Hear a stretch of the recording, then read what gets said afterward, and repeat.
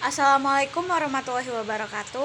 Halo semuanya, perkenalkan nama saya Egalita Adlia, NIM 123 1162 4074, mahasiswa Bimbingan Konseling Pendidikan Islam kelas 3A.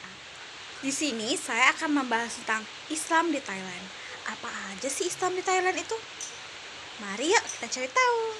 Sebelum kita mencari tahu apa aja sih Islam di Thailand, kita akan membahas pembahasannya. Yang pertama, saya akan menjelaskan sejarah perkembangan dan dinamika Islam di Thailand. Kedua, sejarah Islam di Patani. Dan ketiga, proses penyebaran Islam di kerajaan Patani. Yang pertama, saya akan membahas tentang sejarah dan perkembangan dinamika Islam di Thailand. Jadi, daerah Thailand itu terdiri dari dua bagian dengan agama, suku, etnis, daerah, budaya yang sangat berbeda. Bagian utara itu dikenal dengan kerajaan Thai yang menganut agama Hindu terbesar. Sementara di selatan itu menganut agama Islam. Tetapi pada awalnya ada sebuah kerajaan nih yang mempunyai dua raja dengan kepemimpinan yang sama. Walaupun di bagian selatan itu penganut agama Islam, tetapi kepemimpinannya atau rajanya masih menganut agama Hindu.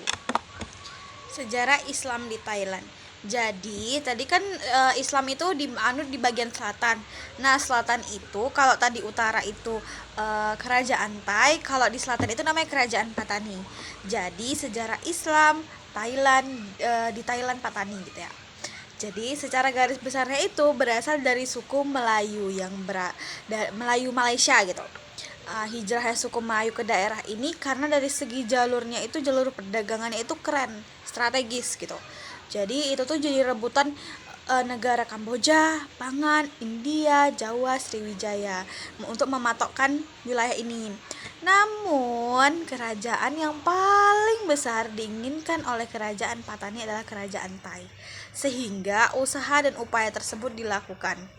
Jadi berusaha buat tetap kerajaan Thai yang menguasai atau menguasai di Patani itu.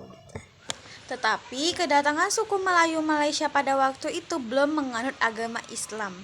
Di Thailand bagian selatan ini mereka belum menganut agama Islam nih, si suku Melayu Malaysia ini, karena cuman mempunyai tempat yang strategis saja mereka datang jadi jalur perdagangan gitu. Tetapi awalnya yang melakukan perdagangan itu, awalnya nih negara yang melakukan perdagangan itu pertama kalinya itu di Patani itu berasal dari Arab dan Persia. Dia berkontak langsung dari pedagang Islam atau Muslim. Tetapi nggak membawa pengaruh besar gitu loh di Patani.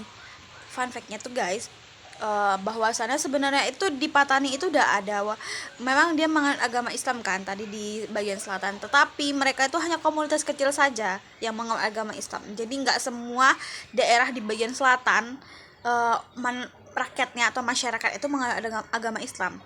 Hanya sebagian komunitas kecil saja yang menganut agama Islam. Itu udah dari 300 tahun yang lalu gitu lah.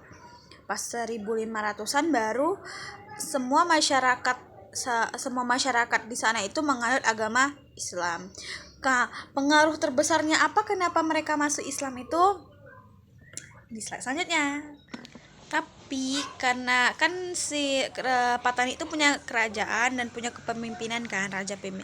Nah, itu tuh bernama Piyatunakpa. Beliau masuk Islam nah sekitar 1500-an. Bahwasanya tadi kan udah disebutkan di 300 tahun itu di 300 tahun lamanya itu Islam sudah ada di slide sebelumnya. Tetapi kenapa sih Piyatunakpa masuk Islam itu yang akan saya jelaskan. Piyatunakpa masuk Islam itu karena beliau memiliki penyakit kulit yang sangat susah disembuhkan. Sudah mencari dukun, sudah mencari apapun itu tidak bisa sembuh. Nah, Piyatunakpa itu mendengar dari salah satu kerajaan, di kerajaan itu pihak kerajaan bahwasannya ada syekh di desa sebelah gitulah ya, di desa sebelah yang bisa menyembuhkan beliau. Nah, beliau memanggil ini si Piyatunakpa itu memanggil syekh tersebut. Nah, syekh itu berkata bahwasanya kalau kamu mau sembuh, ini nih ibarat kata-katanya, kalau kamu mau sembuh, kamu harus ikutin persyaratan saya. Bahwasanya kalau kamu sudah sembuh, kamu akan memeluk Islam, kata si syekh tersebut gitu. Nah, si Piyatunakpa itu menyetujui. menyetujui, terus akhirnya diobati sama si Syekh tadi.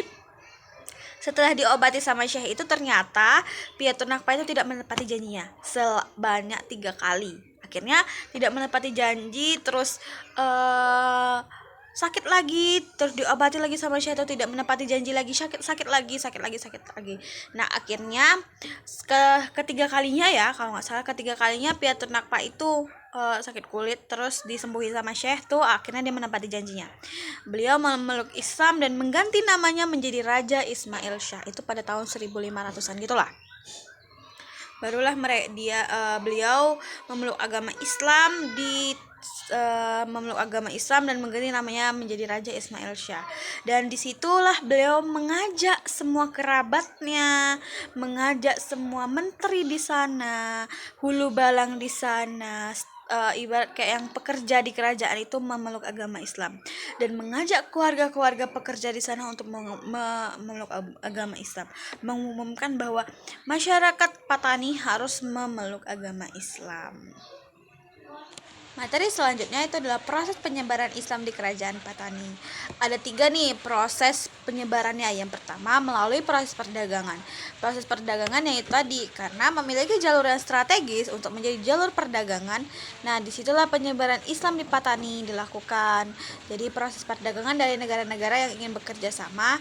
Dan pertama-tama para pedagang Islam yang biasa datang ke pemukiman warga yang dekat dengan pelabuhan. Jadi mereka melakukan perdagangan, dan di situ pun juga.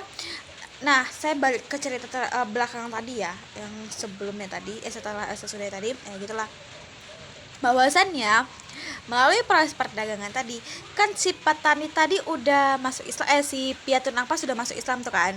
Nah, tetapi setelah Piatu Nakpa masuk Islam, terus mengajak semuanya, dan dia memesatkan atau memperkembangkan si jalur pelabuhan, jalur perdagangan tadi di wilayah pelabuhan tadi.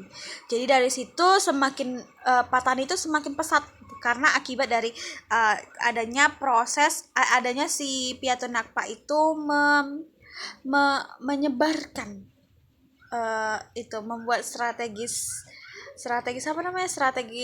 perdagangan di situ. Jadi akhirnya Patani itu semakin pesat semenjak si Piatu Nakpa itu masuk Islam.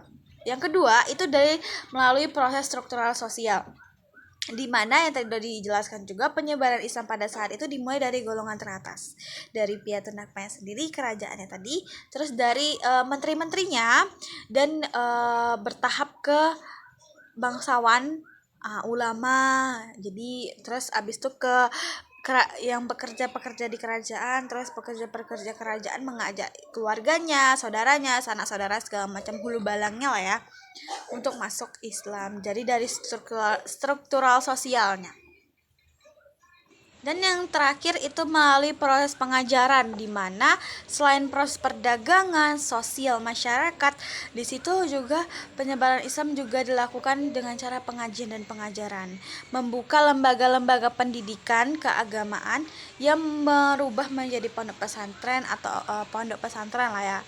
Terus mengajarkan anak-anak di sana tentang hadis, Al-Quran hadis, tentang baca tulis Al-Quran di pondok pesantren itu.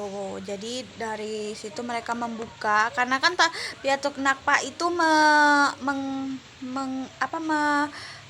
mengundang ulama buat mengajarkan beliau tentang agama Islam,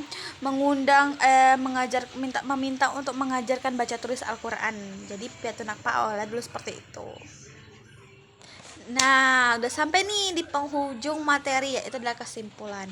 Jadi masuknya Islam di Patani itu awalnya itu berdasarkan pendapat dulu ya, dari populer yang diterima secara umum oleh ahli sejarah, bahwa Islam masuk ke Patani itu melalui jalur perdagangan. Karena perdagangan melalui Samudra Hindia dan Selatan dan Laut Cina Selatan mulai sejak abad ke-10 dan berkembang sampai abad ke-11 Masehi. Nah, itu tuh. Terus kalau kesimpulan saya ambil itu dari Piatu Nakpanya itu. Piatu Nakpanya itu yang titik utamanya lah ya, mengajak semua masyarakat jadi masuk Islam. Soalnya dari si Arab dan Persia yang melakukan jalur perdagangan dengan kontak langsung dengan agama Muslim, terus melakukan jalur perdagangan saja tidak begitu pesat berkembangnya, dan tidak ada ini perubahan yang signifikan. Tapi semenjak Piatunakpa masuk Islam dan mengganti namanya menjadi Raja Ismail dan mengundang ulama, terus memperpesat lagi jalur perdagangan di pelabuhan, akhirnya Patani semakin menjadi semakin pesat dan semakin bagus. Dan terima kasih kepada teman-teman yang sudah menonton ini. Semoga ilmunya bermanfaat. Semoga apa yang saya sampaikan juga dapat dipahami oleh teman-teman semuanya. Itu saja yang dapat saya sampaikan. Wassalamualaikum warahmatullahi wabarakatuh. Dadah.